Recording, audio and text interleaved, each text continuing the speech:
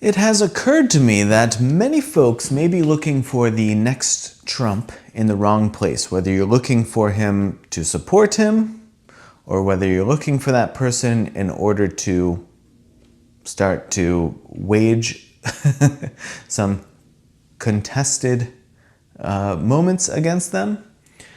But they're asking which politician has like enough charisma or the it factor. Who's the natural one?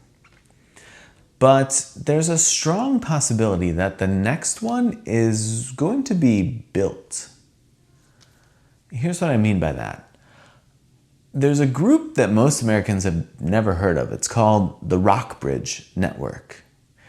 It describes itself, this is their own language, as a kind of political venture capital firm.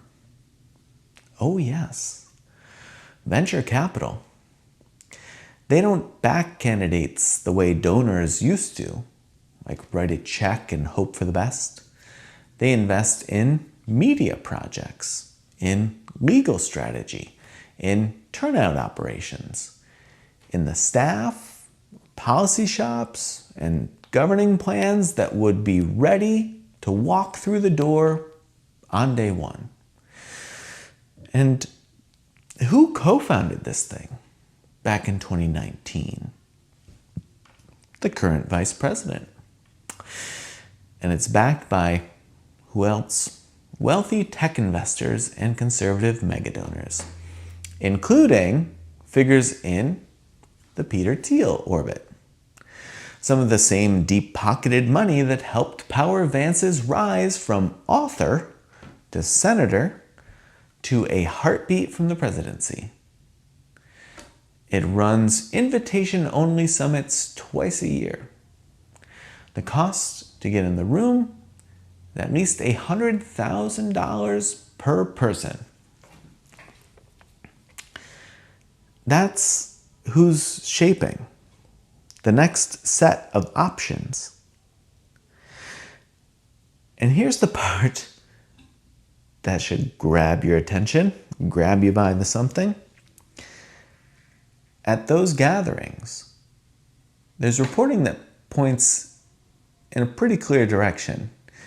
Key people in and around the network are already talking about Vance as the favorite. They want Vance to be, in the words of one conservative investor quoted in the reporting, the heir apparent. There's not even a primary yet, certainly no vote, but there's a favored candidate taking shape. And that favorite is being elevated in rooms that you'll never be allowed to enter. So think about the difference between that and what came before. Trump, whatever else you want to say about him, was in many ways an accident. A television celebrity who hijacked a political party most of its establishment thought he could never actually take. The establishment hated him, if you remember, and he beat them anyway.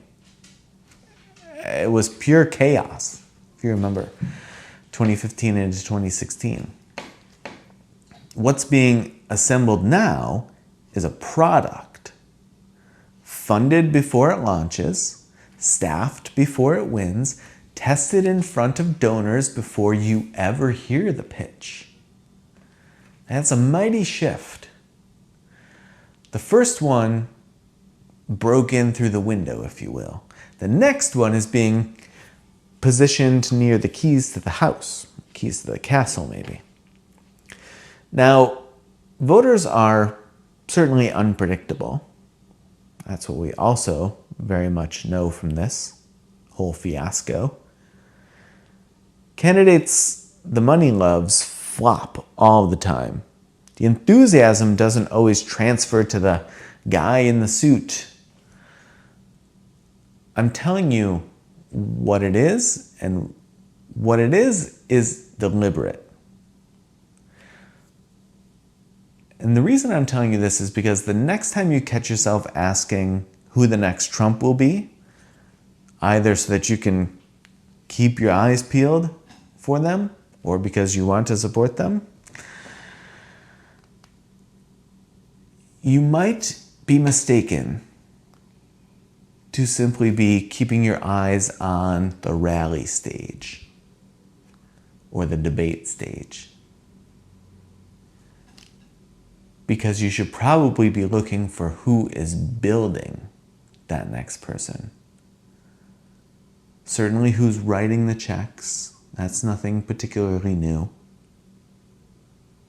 And who's picking the favorite before the rest of us are even asked for any input. Because the candidate is the last thing they assemble, if you will.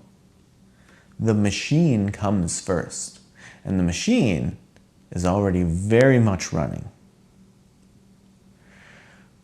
Real, raw, open-ended choice versus choice in a pre-selected subset that is then manufactured, built, and handed to you as choice. Those are two extremely different things.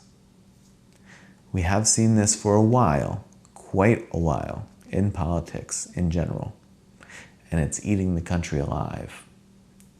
But this is the context in which we should be aware of it now as we get closer and closer to 2028. I'll see you soon.